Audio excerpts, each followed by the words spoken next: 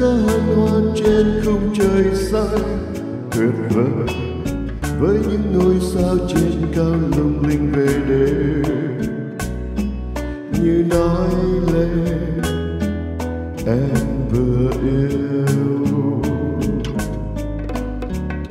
Nụ hôn bước vào tình sẽ thấy quanh đây thanh thang em vui bao tháng ngày dài, với những si mê khôn nguôi như buông vào tim. Trong đáy tim anh yêu em, người là ước mơ thôi, đã có yêu đương em cho nên không cần những xa xôi. Người là ước mơ thôi, thức giấc bên em trên đôi ta nhìn nhau không nói.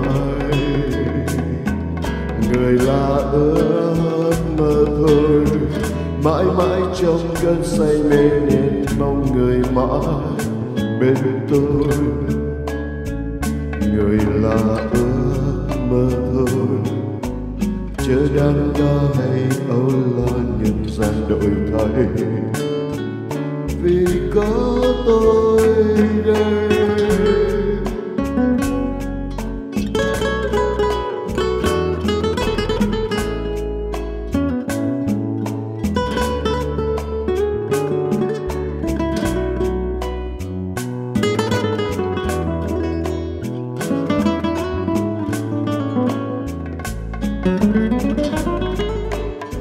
Nụ hôn bước vào tình sẽ thấy quanh đây thanh thang em vui bao tháng ngày dài, với những si mê khôn nguôi như buông vào tim.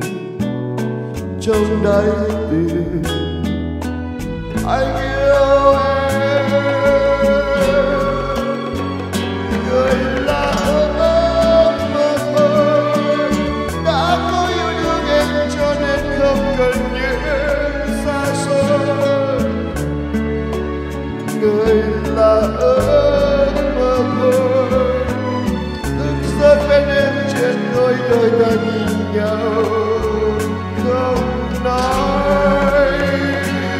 Người là ước mơ thôi, mãi mãi trong cơn say mê nên mong người mãi bên tôi. Người là ước mơ thôi, chưa đắn đo hay âu lo nhân gian đổi thay, vì có tôi